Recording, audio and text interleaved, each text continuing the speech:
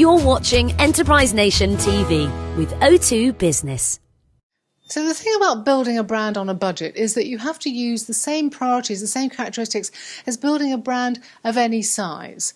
There are three big things you need to do. Number one is you've got to think about clarity. Above all, if you're not clear about what your brand stands for, how it's different and better versus the competition, and how actually it might need to change in the future, if you haven't thought clearly about that, and if you can't express it in a really clear way, then anything else is either going to be academic or less efficient and less effective. So number one, be clear about what it is that your brand stands for. The second thing is about coherence, about how you make that clarity show up through every single thing you do. Now, when you don't have a big marketing budget or a big advertising budget, everything you do counts. And that means that your people have got to love what you do, they've got to understand what you do, they've got to want to be building a really consistent idea together. And that means creating a really great customer experience, which is in keeping with what your brand stands for.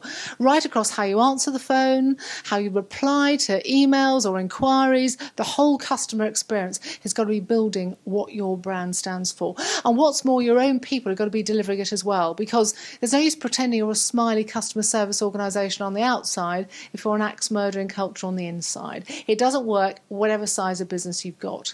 And then the last thing is about leadership. Now that means about you as a startup, business owner or whatever it is, you've got to symbolise all the very best values of your brand.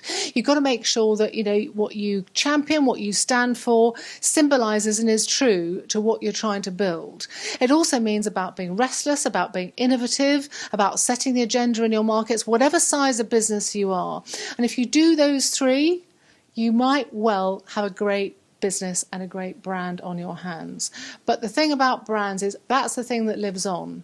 The product can become obsolete, someone else can do maybe a better product or cheaper, but no one can really replicate everything you're building with a strong brand.